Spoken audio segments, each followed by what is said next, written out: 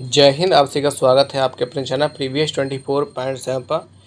तो जितने भी हमारे यूपी कांस्टेबल के बच्चे हैं उन सभी के लिए महत्वपूर्ण वीडियो होने वाला है। और बहुत सारे हमारे ऐसे बच्चे हैं जिन्होंने कमेंट करके पूछा था एग्ज़ाम पैटर्न के बदलाव के विषय में, एडमिट कार्ड कब तक आने वाला है और सेंटर का क्या आपका मामला चल रहा है, यानी सेंटर कहाँ तक आपके जाने वाले हैं। जैसे कि पिछली बार हमने देखा था कि हमारा जो सेंटर था वह हमारे ही ज़िले में लगभग 20-25 किलोमीटर के एरिया या 30 किलोमीटर के आसपास में ही हमको सेंटर दे दिया गया था।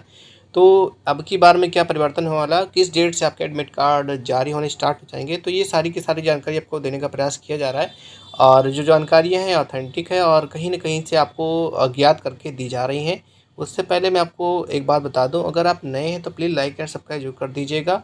और दूसरी बात ये कि अगर आप चाहते हैं कि आप रिवीजन करना चाहते हैं हिंदी, मैथ्स, रीजनिंग या फिर किसी अन्य सब्जेक्ट की, तो आप कमेंट में मेंशन जरूर करेंगे। मैं अपने नोट्स के माध्यम से आपको रिवाइज करा दूंगा, या पीडीएफ आप चाहेंगे तो पीडीएफ भी उपलब्ध करा दूंगा।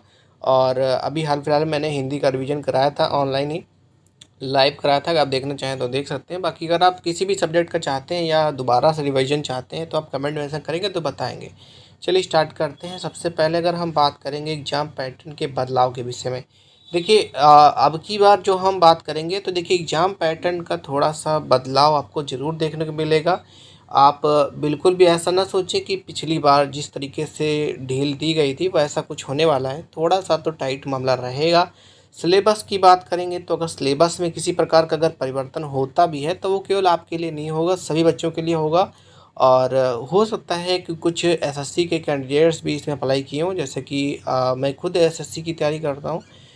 तो जहाँ तक रही बात आपके पैटर्न की, तो देखिए परेशान नहीं होना है। अगर बदलाव होगा तो सबके लिए बदलाव होगा, केवल आपके लिए अकेले बदलाव तो नहीं होने वाला है। तो इसका आपको टेंशन नहीं लेना है, ठीक है। एग्जाम पैटर्न वगैरह के लेकर के सबके लिए होगा। अगर कट ऑफ हाई जाएगी तो सबके लिए जाएगी, लो जाएगी तो सबके लिए जाएगी। सेकेंड जो कंडीशन है वो आपका एडमिट कार्ड का है। हम एडमिट कार्ड की सबसे पहली बात कर लेते हैं। देखिए एडमिट कार्ड की अगर हम बात करेंगे तो देखिए एडमिट कार्ड हमने पिछली बार देखा था तो एडमिट कार्ड रिलीज हुए थे लगभग 2 से 3 दिन पहले। अब की बार अगर हम बात करें तो जो एडमिट कार्ड होगा अब इस बार भी आपको ठीक 2 दिन पहले ही आपको एडमिट कार्ड देखने मिलेगा, उससे पहले आपको देखने को नहीं मिलेगा, ठीक है।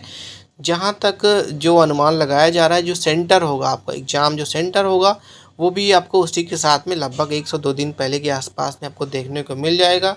बाकी देखिए इस वर्ष आपको थोड़ी बहुत सावधानी आपको ज़रूर रखनी है।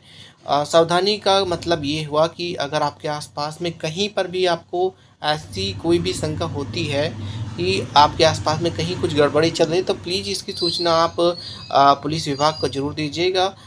उन्होंने अपना नंबर भी जारी कर रखा ऑलरेडी, पहले से उन्होंने जानकारी दे रखा कि आपको इस नंबर पर आपको सूचना देनी है, ठीक है। आप किसी भी लोकल पुलिस को भी आप जानकारी दे सकते हैं कि यहाँ पर ऐसा ऐसा मामला चल रहा है, ठीक है। तो एडमिट कार्ड का मैंने बता दिया, जैसे 23 तारीख से आपका एग्ज़ाम है तो 21 तारीख को आपको आपका एडमिट कार्ड देखने को मिल जाएगा, ठीक है। सेंटर की बात करेंगे, देखिए मुख्य पॉइंट है वो सेंटर को लेकर के ही बच्चों ने पूछे थे कि सेंटर कितनी दूर जाएगा इस बार। देखिए अगर हम बात करें गर्ल्स के लिए, देखिए लड़कियों के लिए जो सेंटर है वो जैसा पिछली बार गया था ठीक वैसे ही लड़कियों के लिए सेंटर आपके अपने ज़िले में ही आपको देखने मिलने वाला है। लेकिन आपको याद है पिछला जो पेपर हुआ था उसमें एक साथ बहुत सारे बच्चे इकट्ठा हुए थे और लगभग बहुत ज़्यादा गैप भी नहीं हुआ था एग्ज़ाम में, लगभग आस-पास में था। लेकिन इस बार जो है एग्ज़ाम में गैप है मतलब भर का, बहुत सारे ऐसे बच्चे थे जो बहुत दूर-दूर से भी आए थे। ऐसा नहीं है क्योंकि लगभग अगर हम बात करेंगे 50 लाख फॉर्म पड़े थे तो लगभग आप मान के चल सकते हैं कि 42 लाख बच्चों ने पेपर दिया था पिछली बार। और देखिए वर्तमान में अगर हम बात करें तो इस वर्ष थोड़ा कम बच्चे एग्ज़ाम देंगे, क्योंकि इसके पीछे का रीज़न भी है। क्योंकि लगभग आप मान के चल सकते हैं कि 50 लाख में से लगभग 5 लाख से 7 लाख के आसपास फार्म जो हैं जो दूसरे राज्यों से भी भरे गए हैं। जो मुख्य राज्य जो जिसमें आते हैं हरियाणा और राजस्थान, और इन राज्यों से ज़्यादा भरे गए हैं। बिहार से भी फॉर्म भरे गए हैं लेकिन मुख्यतः हरियाणा और राजस्थान के ज़्यादातर बच्चे इसमें अप्लाई किए हुए हैं। तो सेंटर की अगर हम बात करेंगे तो लड़कों के लिए सेंटर जो होगा वो एक ज़िला छोड़ करके होने वाला है, ठीक है। एक ज़िला छोड़ के होने वाले का मतलब है, मान लीजिए आप लखनऊ में रहते हैं तो आपका लखनऊ में सेंटर ना हो करके बाराबंकी दिया जाता है या फिर अयोध्या दिया जाता है, एक या दो ज़िला छोड़ करके दिया जाएगा, ऐसा अनुमान लगाया जा रहा है। क्योंकि पिछले वर्ष को देखते हुए बहुत सारे ऐसे छात्र थे जिन्होंने अपने ही आसपास के एरियाज़ में जहाँ पर उनको सब पता चल गया कि सेंटर है और उनकी जान पहचान निकल गई किसी भी तरीके से विधायक के थ्रू, किसी भी थ्रू।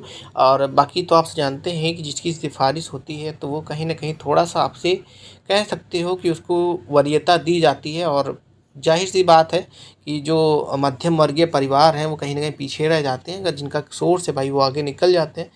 ये कोई कॉमन सी बात है और कहीं न कहीं गलत भी है। तो इसी वजह से इसको ध्यान में रखते हुए इस वर्ष दूसरे ज़िले में सेंटर जाने का, ठीक है, ऐसा अनुमान लगाया जा रहा है कि दूसरे ज़िले में आपका सेंटर जा सकता है, ठीक है। तो ये एडमिट कार्ड सेंटर के विषय में मैंने आपको बता दिया। बाकी अगर आपको किसी भी तरीके से असावधानी महसूस होती है, कोई भी ऐसा लगता है, देखिए आपको किसी भी तरीके से किसी को पैसा देने की आवश्यकता नहीं। पिछली बार हमने देखा कि बहुत सारे ऐसे कैंडिडेट भी थे जिन्होंने पैसा वगैरह भी दिया था सेंटर पे ऑलरेडी, और तो उनका पैसा भी इस बार बर्बाद हो गया है, ठीक है। तो आप अभी भी बिल्कुल तैयारी करते रहें। बाकी आपको किसी भी सब्जेक्ट के रिगार्डिंग अगर आपको जानकारी चाहिए तो कमेंट मेंशन करिए। हालाँकि आपको यूट्यूब पे बहुत सारे क्लासेस मिल जाएगी, मुझे भी पता है। लेकिन अगर आप क्विक रिवीजन चाहते हैं कि आपको लगभग 40 मिनट या 40-45 मिनट में एक पूरा सब्जेक्ट रिवाइज़ हो जाए, जैसे मैंने मैथ्स का बनाया हुआ है।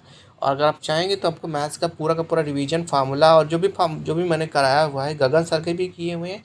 और इसके अलावा भी जो भी क्वेश्चंस हैं इम्पॉर्टेंट है जो पिछले वर्ष के हैं वो भी मैंने करे हुए हैं।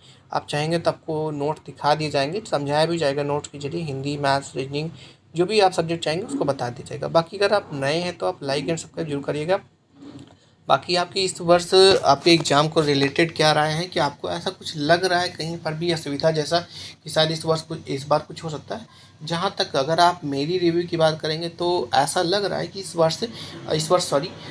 बार जो आपका एग्ज़ाम होगा, री-एग्ज़ाम आपका होगा, वो बहुत ही अच्छे तरीके से होने वाला है, क्योंकि इस वर्ष जो शासन है वो काफ़ी ज़्यादा टाइट किया गया है। हालाँकि पिछले बार भी ऐसा कहा जा रहा था शासन काफ़ी टाइट है, लेकिन चूँकि इस वर्ष जो भी आपके आरोपी थे उनको कड़ी सज़ा दी गई है। हालाँकि ये बात आप भी जानते हैं कि जो आरोपी थे, मुख्य आरोपी थे, उनको सज़ा नहीं दी गई है। मुख्य आरोपी से मतलब मेरा ये है कि जो भी आपके पटवारी पकड़े गए, बिहार के भी कुछ रेलवे विभाग के उच्च अधिकारी भी पकड़े गए। लेकिन जो मुख्य खेल होता है वो कहीं न कहीं आप माने या माने, उसमें विधायक, सांसद इन सभी का भी हाथ होता है। ये कहीं से भी नकारा नहीं जा सकता, ये आपको पता है और कहने की आवश्यकता नहीं है। ये हर पार्टी के जो भी सांसद या फिर विधायक होते हैं वो सोर्स ज़रूर लगाते हैं।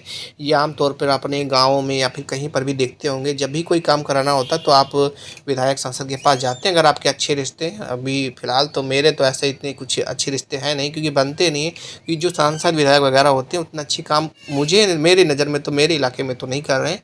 तो फिलहाल के लिए आप अपना बता सकते हैं आपके इलाके में कैसे सांसद हैं, बाकी आपकी किसी भी तरीके से कोई सिफारिश है या नहीं है।